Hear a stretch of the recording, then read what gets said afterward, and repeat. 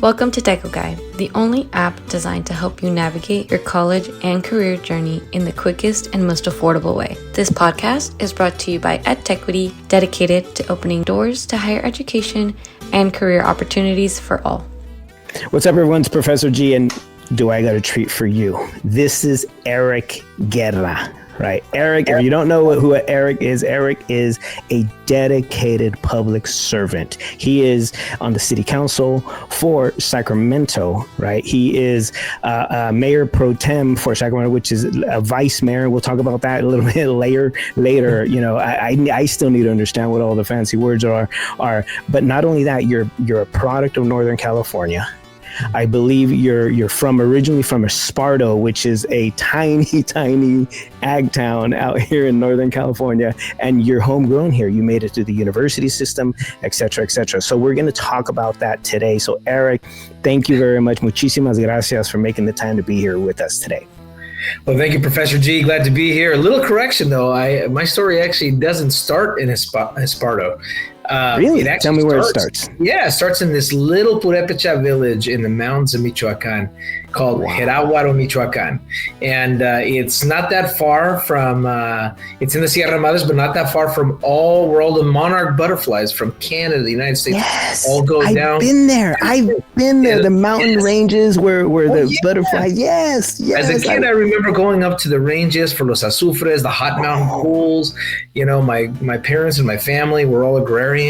So, you know, the little pueblito when I was a kid, I remember the cobblestone streets, the burros pulling the carts with the corn and all the hoshal there. Mm-hmm. I would get up, in the morning, and the nixtamal, the corn that my grandmother boiled the night before, I would go with her and walk with her to the mill to get that fresh masa for those, sabroso tortillas, Right. And so, all handmade, all grown. Literally, the food is grown right there. Yes, right? we would. And you have stoves of food, of wood stoves, right? Oh my God, it reminds me of my grandparents from Chihuahua. So, from Chihuahua, wow. Yeah, we're in Northern California, but I love where you're at. It's green. There's forest, the nature. It's ridiculous. I actually had the chance to go and tour the mountain ranges where the monarch butterflies land, and it was a life-changing event for my family and I. And where we said, I wow. hope to have a Sacramento delegation to start going to let people understand and know how interconnected we are. Yes. I mean, and to that point, my family, we came over when the economy in Mexico tanked, like when there were depressions and famine and the ability to survive. So how old were you when you guys came over?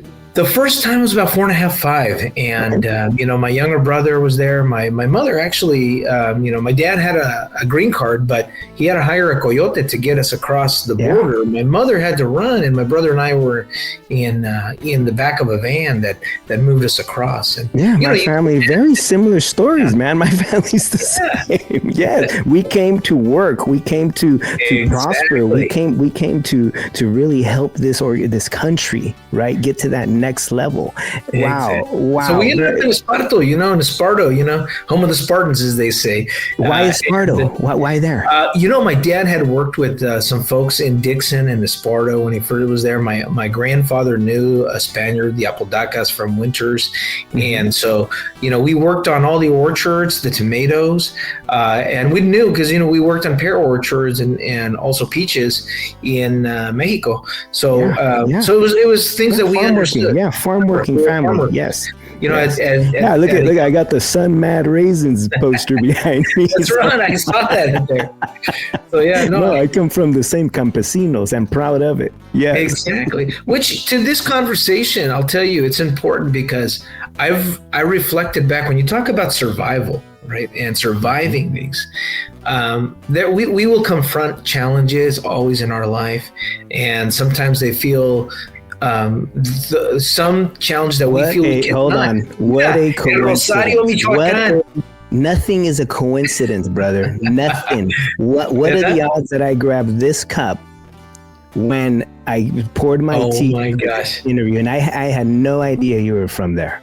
Wow. Yes. Okay, so proud Michoacán over here. As they say, puro Purépecha, Yes. All right, keep going. Well, yeah. So, to my point there, it's understanding struggle, understanding survival, right? Mm-hmm. It doesn't mean we wear it on our sleeve, but it helps us inform who we are as a person.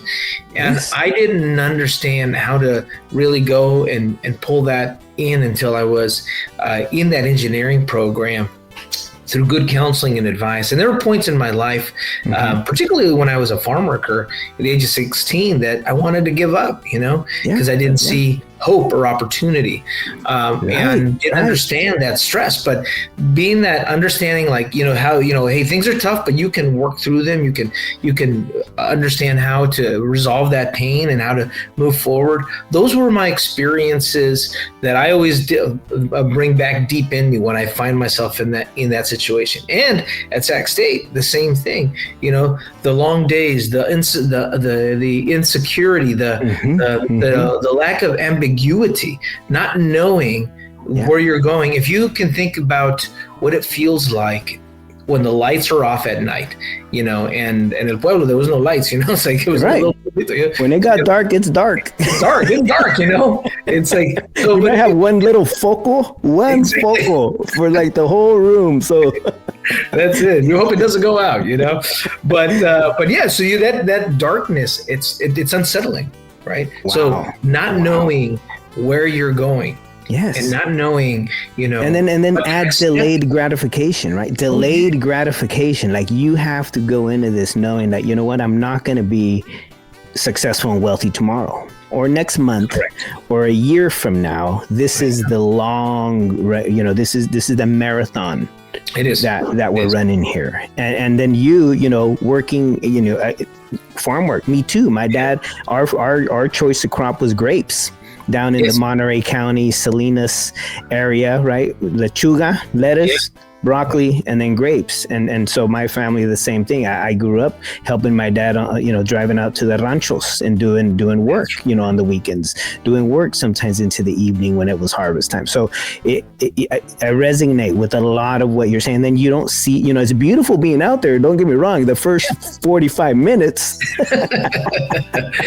and then you realize when it's the hottest of the day, you still got 2 hours to go. It's and it's a marathon. And so, what you said is critically important. Yeah. Looking back, like, I used to do this kind of very similar to what you think. You think of the people before you. Yes. Right. And that doesn't allow you to quit because they didn't quit. No. And their life was even harder than yours. Oh, yeah. You know what I mean? And then you go back 2 generations, then you add another layer of difficultness to survive, right? And then we like me, I was born here in California. And then I realized, like, wow, I'm pissing off my life, right? Doing stupid things instead of focusing on, really, more and more knowledge, right? Let me learn more things, right? And so sooner or later I got, I got straightened out and sure enough, I went to college, did grad school, kind of like what you did, right? Yes. But when you're in the field, when you're in there, a lot of our youth, you nailed it on the head. They don't see a future. Yeah. They lose hope. Right? They see the struggle and they're like, oh my God, that's another generation in struggle. Hope is a very powerful tool, and the loss of it, on the flip side, is very destructive.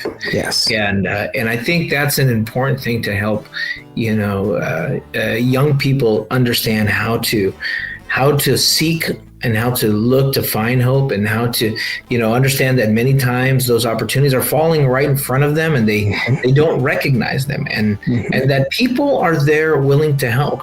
Yes, there's a lot of people who say, do it on your, figure out, there are egoístas everywhere, right? There are people who are selfish, but there are a lot of people also that if you learn to ask, do your homework and learn to ask, how for help, people will reciprocate. And there's an interesting thing that I learned that someone told me when I was finishing up in between grad school and in my engineering degree. It was that mentors, they take ownership in your success.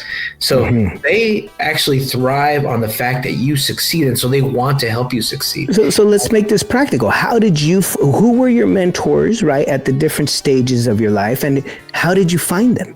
Yes. So sometimes, like I said, sometimes you don't find them; they find you. So it's important That's true. Yes. As they say, ponte trucha, keep an eye out. Like recognize when someone's trying to help. It is not a bad thing to say yes, I need help, and to accept help. Okay, right. That is, I think, and we learn to be humble and sometimes shy, and it's like, I want to help you. No, I can do it myself. No, it's fine to accept help, right. And I think that's the first one. I'll say there was a counselor from the College Assistant Migrant Program, the camp program at Sac State, which right now has been cut from the federal government by the Donald Trump. It was one of the cuts for defunding the federal education programs. Oh, yeah. And so that program itself, there was a college counselor that found out who I was. I happened to be skipping class because I was in that zone, just like, ¿qué estoy haciendo con mi vida? It's starting to be too overwhelming. Yeah, all of this, right? So you're tuning out. Yep. Yeah. And so I remember skipping class, and there was a conference room with all the good kids, and the college counselors were all there with the good kids. And I crashed that classroom, just being payaso, just being a joker. And of course, they sent me a nice little visit to the vice principal's office after that. But that college counselor from Sac State asked, well, who was that guy? Who was that kid? And what did they have to offer? They didn't have to, but they found out that I was a seasonal farm worker and that I qualified. And based on my prior exams I had taken, I qualified for the minority engineering program and for the camp program. And so I could have said, no, thank you. But I said, well, let me give it a shot, right? I'd never driven by myself to Sacramento. Never. To get on the 5 and go over the 50 and the 50-99 interchange. Oh my God. You're white knuckling the steering wheel. Exactly. I remember that experience, but that happened, right? Sometimes they find you. But then when I got there, it was learning. The camp program was good because it started to bring people in front of you. But as I got in my people like professionals. So you start being exposed to professionals. Yes. There was one cat that I remember, his name was Gustavo Reynoso. He came in to talk to us, and he was, walked in, looked like a down cholo with the shaved head, the goatee. And I was like, who is this vato, right? And why is he at the university? Yeah, exactly. But he was an engineer. He actually graduated from Sac State in engineering, was working at Caltrans, and he's an artist. And he talked about, I'm sure he probably doesn't remember this, but he talked about how you can be multiple things at the same time. You don't have to be who people told you are. You get to choose who you are. And opening that exposure was kind of eye-opening because he's an amazing artist. He's an amazing engineer. He started his own gallery for a while, and so you're learning the business aspect of it, and so problem solving. So that was the exposure of seeing other people, I think, is important. So what advice do I have? That look like you. Exactly. Right. Go ask for help. And that's where you learn. Go and ask advice. When I have a Sac State student who reaches out to me and says, hey, I'd like to have a cup of coffee, I immediately give them my personal email and my cell number and said, give me a call. I can always afford a cup of coffee for you. Yeah. Someone to just start the conversation. Yeah. Sometimes, we were like, maybe this conversation is going to lead to an exact pathway. No, but it expand your exposure. The other piece when I was at the campus, it was learning how to find resources. There's an important... So resources, let's define that. Money, help, anything that's free. Yes, anything that's free because you don't have it, right? Right. And learning to find that. And the issue of critical thinking, it's not enough to memorize things. Sometimes we think we have to remember and memorize it. No, it's learning how to think through a problem, and that including finding the right people. And I will tell one that everyone always takes for granted. And I to this day, I still, when I have a problem, I know where to go. And it's an interesting group of people. Some might call it a cult. Some might call it, a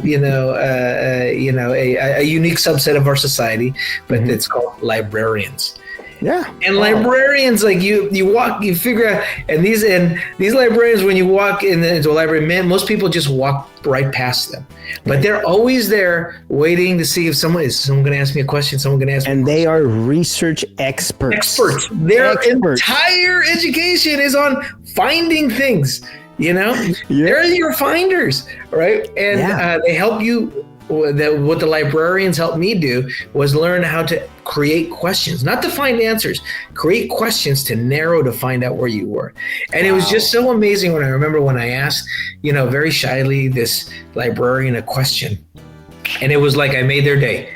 All of a sudden, next thing you know, I came back with these 10 books. What are we doing? And this is where we start. You know, and now with the advancement of technology and social media and whatnot, they're trained in an entirely different way. So, one, learning to find those experts, librarians, right, and one of the college counselors, advisors, so so it was that. I would say those are some key things, and the other piece, on at the campus. Like, the issues of financial pressures are real. Absolutely. That's the number one reason most students drop out is financial pressures. But I also, Now your parents didn't have a massive bank account of cash for you when, and they said, hey, here's your college fund, Eric. No. That didn't exist because I didn't get one of those either. Oh, no. No. In fact, I think if I remember, my first internship as an engineering student, I made more than both my parents combined. Wow. I mean, wow. Minimum wage is $4 an hour. The time you put in, right, immediately gets you those professional salaries. And if you're a listener and you're not sure of finishing those professional salaries, same with mine. I looked at my pay that first professional year, and it was like, wow, I made exactly what my parents made combined. And it's like, wow. Okay. And it's only going to get better from here because every year of experience become, more valuable, right? It does. And so I want to say I started it the hard way though. And then I learned from a few students of mine, a few classmates of mine that we were students together. When I started, I knew how to work hard, as they, le daba ganas. And so I was a janitor at night, so I would start at 10 So you had a job. Okay. And I would work till 3:30 in the morning. A week were you putting in while you were going to school? All the time. I had a job, working, whatnot. Wow. Luckily, I started working on campus because before I was working off campus. So then I had to pay for a car and pay for gas and pay And so at one point, it felt like I was working to pay for the car and not for my education. So first, try to work on campus, whatever it is, even if it's a janitor. So, but then I started focusing on just the work to pay for my expenses. And what I found was I was exhausted also, but I was used to long hours work. I always have been. Right. Since you were working in the fields, I mean, that's getting back to your ancestors have paved the way of work ethic, right? Like you have it in your blood. It is. That you can work 24 hours straight when need to, right? And we can, and when need to. And I think that's the important thing, when need to, but then also working smarter. One of the classmates I had, he had gone into academic probation. He was going to grades were lower, right? Under 2.0. Yep. Oh yeah. And he was going to get kicked out of school for it at a college. And then he happened to just find an application for a scholarship, and he wrote about his story. He was a teen dad, and he wrote about his experiences and his drive to move forward. And that one application that he spent probably an hour or two in writing and putting in, he got $1,000 scholarship. Yeah. So then he did the math. He said, well, if it takes me an hour or two, let's say 2 hours, and I get $1,000, that means I'm making $500 an hour. So then he said, well, then I'm quitting the fast food job. Yes, exactly. And so he said, so he spent a lot of his time searching and applying and searching and applying and spending that time so that he could have more time, because he was a father, and now he had to make sure he had time for his education and his child. And so at that point, and I never thought about that in that context, to really think through. And if it takes me 3 hours to go through and find an application and figure it out, then I put that in that terms. So I would say to students, like, think about scholarship and monetary, about your time, how you're spending your time. That and where you're and that includes applications to like support programs. The application is probably a 20-minute application, if that. But if you apply, that's going to get you like free textbooks next semester. Exactly. That right there, that 20 minutes is worth $600 to $700 in textbooks. Exactly. Right. You know, the technology loan programs. Now there's a lot. There's a lot because COVID's over, right? And all that technology, well, the colleges still own it. And so there's tech loan programs. If you can't afford a computer, get on their website, find the computer loan program on there and go and apply. Right. The basic needs center. Now they have basic needs center. Need food? Walk in there. It's free. Right. Yep. Need housing? Walk in there. They got counselors that'll connect you with the different resources there. So there's a lot out there that can help our audience become more resourceful, meaning spending a lot less money, meaning you don't have to work so much. If you get an internship downtown Sacramento, you can apply to the city of Sacramento for a discounted RT pass. But even if you're a Sac State student, it's already paid in your fees. So, I start using it, right? The public transportation. I will say the biggest drawback is having a car. And there's a lot of ego in it. Sometimes there's pride, it's we do have a car culture in California, and even in the Latino community, right? Like I wanted to have a lowrider. But it was a distraction. And if you think about it, if you can take away that distraction for 4 years, maybe 5 years, then the first year on your first job, you can use that expendable income to what you want. That's how you want it. So in 10 years, you'll have 5 of the best lowriders you could ever build. Exactly, and they do. And I know some of my friends who are engineers and whatnot, and they've got 2 or 3 lowriders, right? And they're trading them and they're whatnot. Yeah, and it's not just basics. Like they got the juice, they got some with air shocks, with airbags on them, so they get a smooth ride, not the bumpy ride. Yeah, no more primer. It's candy paint. It's beautiful. Yeah, they're probably hiring Gustavo Reynoso to do the artwork there. Yes, yeah. So again, delayed gratification, right? Is not going after that big win right now. No, this is you're running a marathon, and you ran a marathon in engineering. Yes. Engineering is one of the longest majors you can study. Yes. But it's one of the most rigorous and one of the most beneficial in terms of income and critical thinking skills that you have, because it's all problem solving. Exactly. Right? And so how did you transition your education in engineering, critical thinking? You made that transition to public service, which is what you do now. Yes. Right. Yes. So tell us about that, and tell us how those critical thinking skills and problem solving skills are now helping you in your everyday work.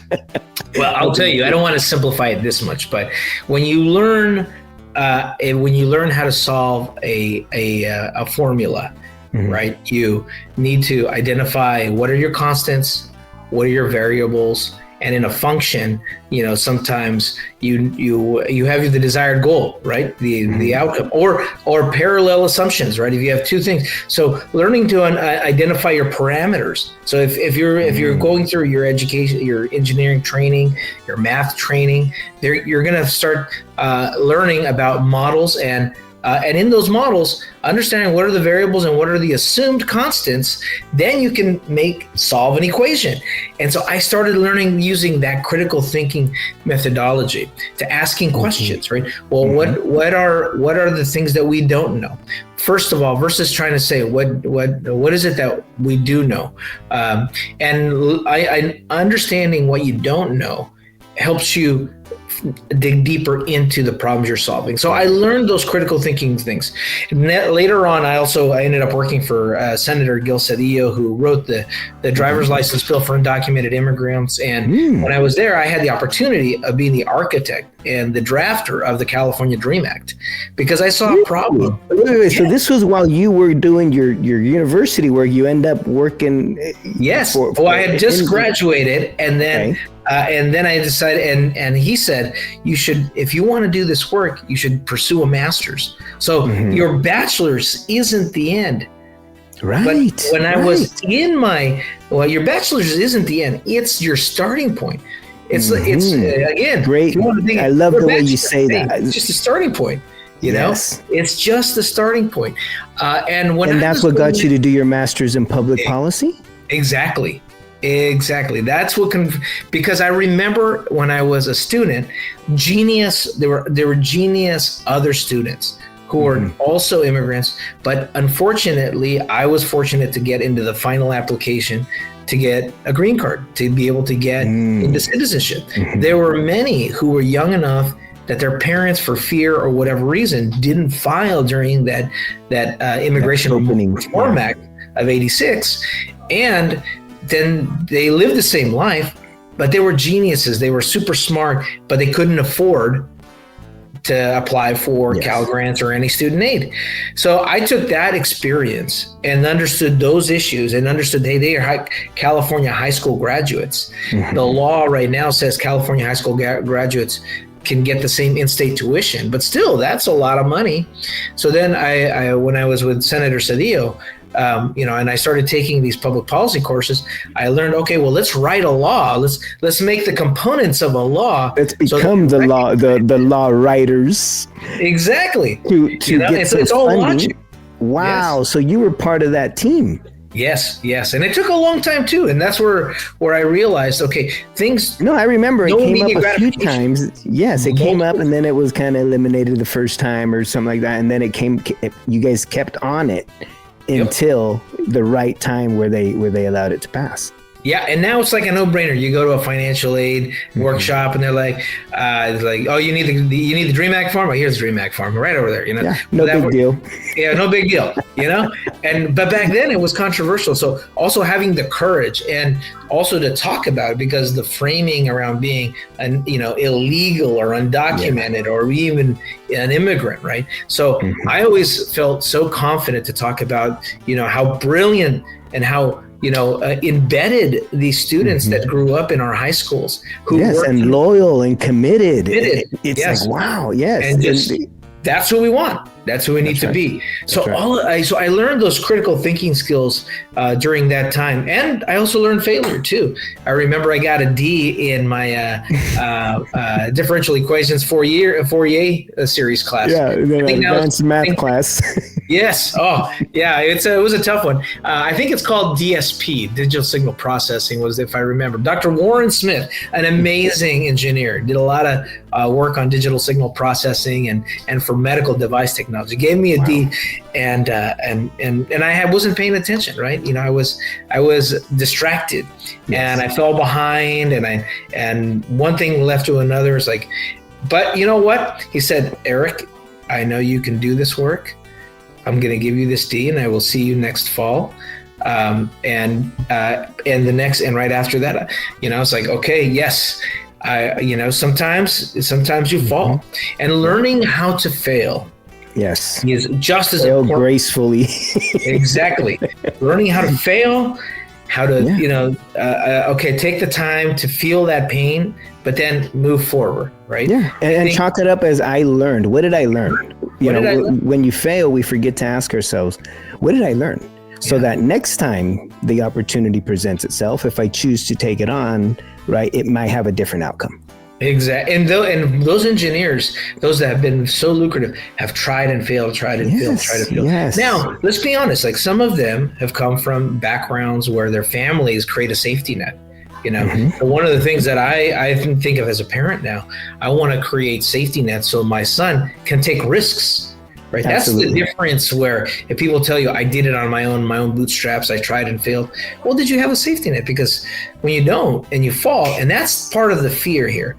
But what I want students to know is that there is a safety net. You just have to ask for it. You have to look for it and start building it. Start building that network and that team and that folks around you. And you'll apply that to not only your college life, you'll apply that to your professional life. Correct. Right? Yeah. Imagine right now, right, with all the federal government cuts and all that, a lot of these colleagues of ours have lost their employment.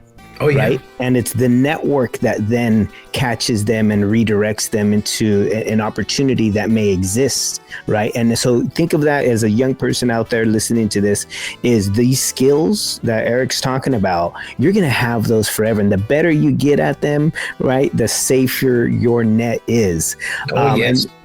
So thank you for sharing that, because it is critically important that that students reach out to people like us, right? And your peers are your net too. By the way, your peers.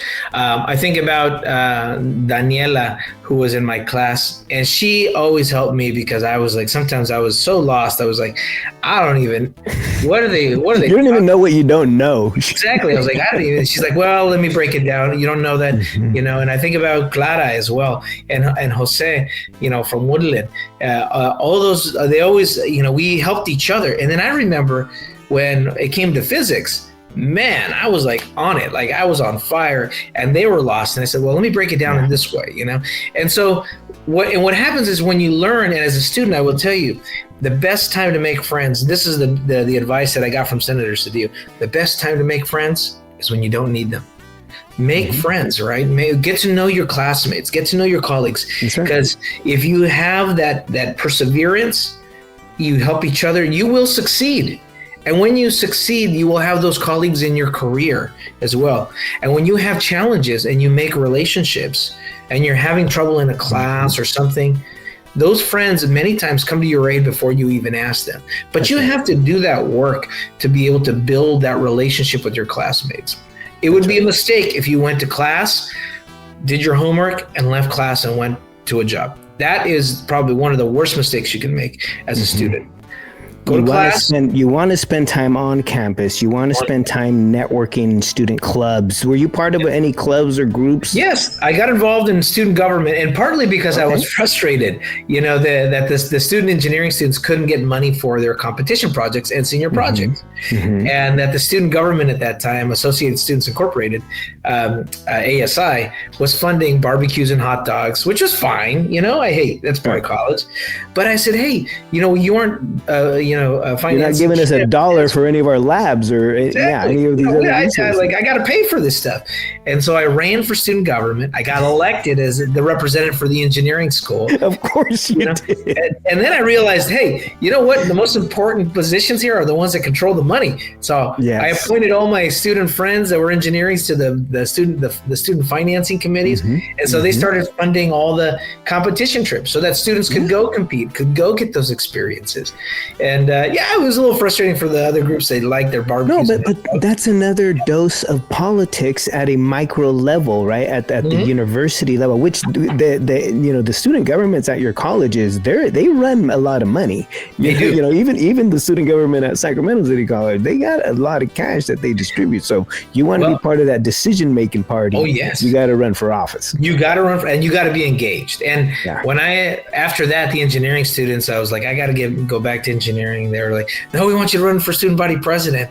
And so I was like, but I got to finish my schoolwork. But I ran anyways, and I got elected. And yes, when I was president, our budget was $9.3 million. And we ran a child care center. We had a radio station. We had assets. We had employees, which means, and we had, all of these issues. And so I learned from that experience significantly by taking that experience on. I was like, okay, I have a responsibility. The one issue I would remind those students is you're a student first, because there were, don't get distracted. I saw so many kids in student government, young students in student government that got distracted and fell in academic probation. And that can happen. That's fine. Passion is important, but make sure your degree is getting your degree is the most important. That has to stay number one. Correct. Finding out, recognizing your priorities and how to manage your time, because your time is money. Like if you're getting paid by the hour, that time is money. If you have to go hire a lawyer, they call it billable hours. So what are your billable hours? What is your time? If your buddies say, hey, let's go out, for a drink or something at 5 o'clock or something, and like, well, what does that hour mean to me? Right? That's right. Now, if you have nothing planned for that hour, then that hour maybe means less. So that's the time to go use. But if you're using your prime high value hours for things that aren't moving your education, then that's a challenge. And so those are things that I didn't learn until much later on, but it's part of that process. So I would say, think about your time management as time value. Absolutely. And say again, you're going to carry these skills into your professional world. Right. We all do it. Right. It's the same thing, time and value. So thank you. I've noticed when I hired employees, I could recognize exactly how they studied, because also how you learn to study is important.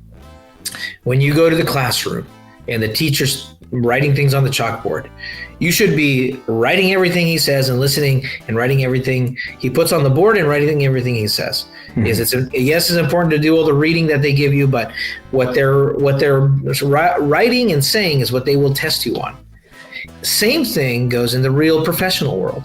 I notice which employees are writing what people are saying and taking copious notes, and which ones are not, and think that they can rely on information they've read versus what is happening in dialogue.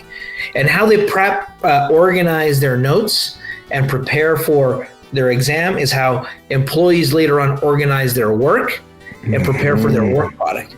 You are absolutely right. And if you hire someone, a contractor, to fix your fence, you want that fence fixed at the time that you paid for. Right. Same thing. If you want your homework is on time and early enough to check and for error. To the specifications of the instructions. Exactly. When you're in the construction world, you're building a bridge, it's like on budget, on time, right? And if you're studying late and it's not on time and not the specifications, that's how you will end up doing. And then in the future, this may be a grade here. This may be the difference between A, B, or C, or even like a D in my situation, but in the future, that's equivalent to compensation.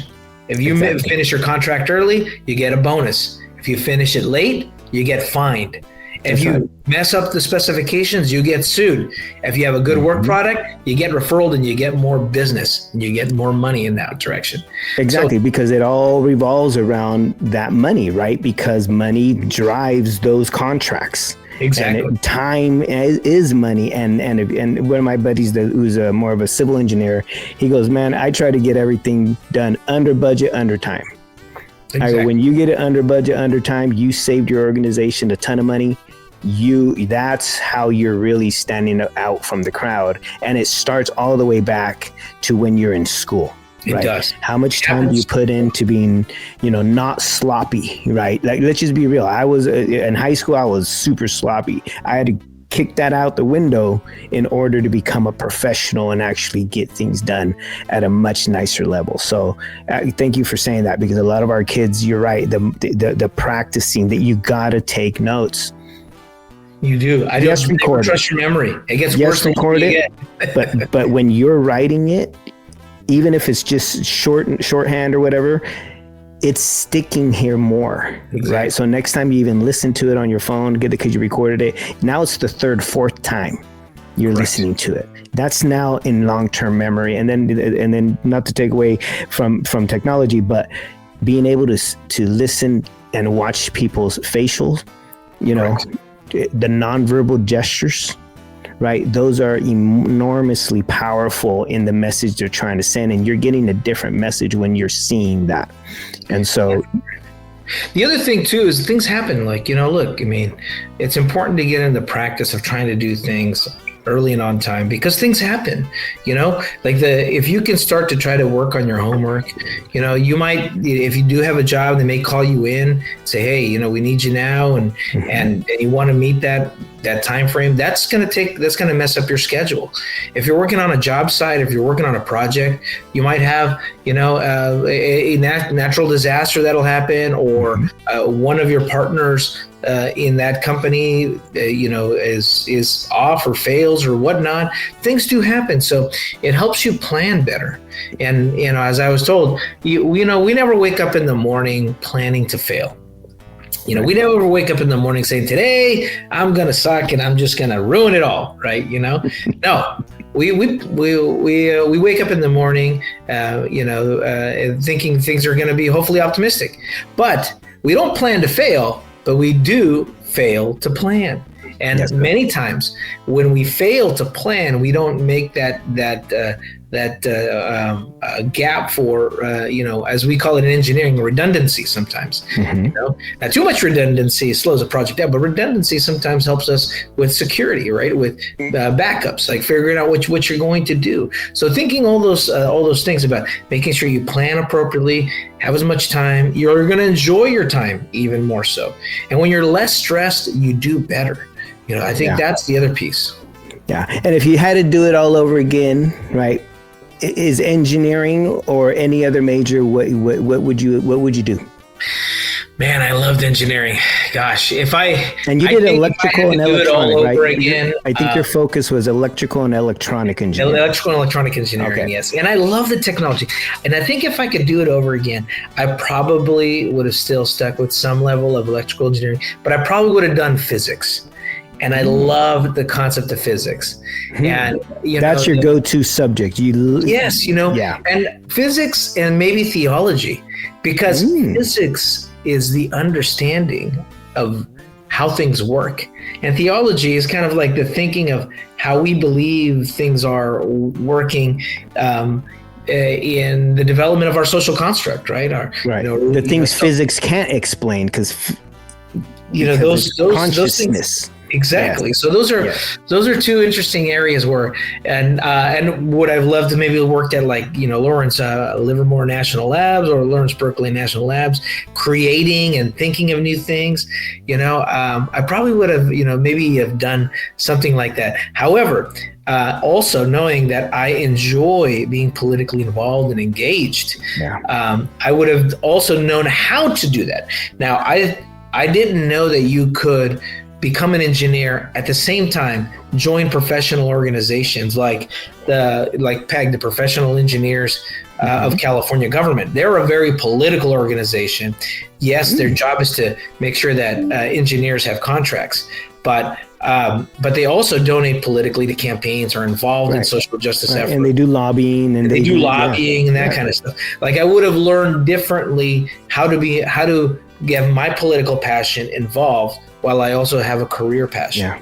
So I kind of probably would have done that in that sense. I don't regret any how I got here, but thinking how I know then, I probably would have done that.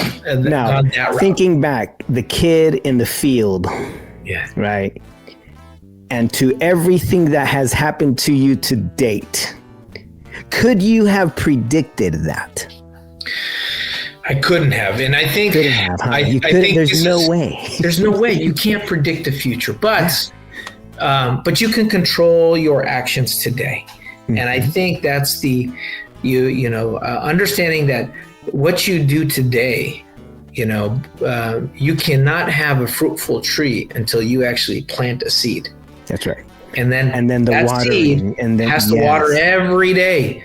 Every day. And then once that tree is watered and grows, then it's la cosecha. You got to harvest it.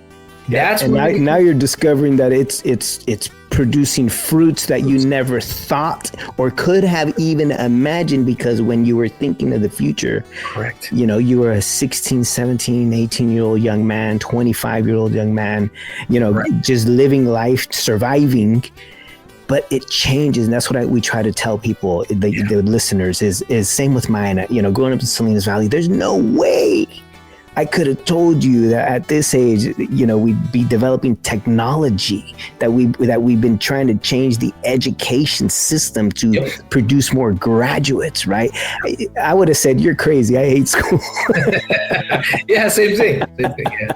But you're right on. Eric, I hope to one day have a second recording with you to really capture some of the moments, right, when you were thinking about leaving and where you drew that energy from your past, from your present, to get through those obstacles. So I'm hoping you commit to at least one more video with us. Let's do it again. Really chat about that, because when people hear that someone else made it through and that someone else, wow, they had the same problems I'm having right now. Yes. But what was that different thing? You were focused. You said, schooling has to get done no matter what.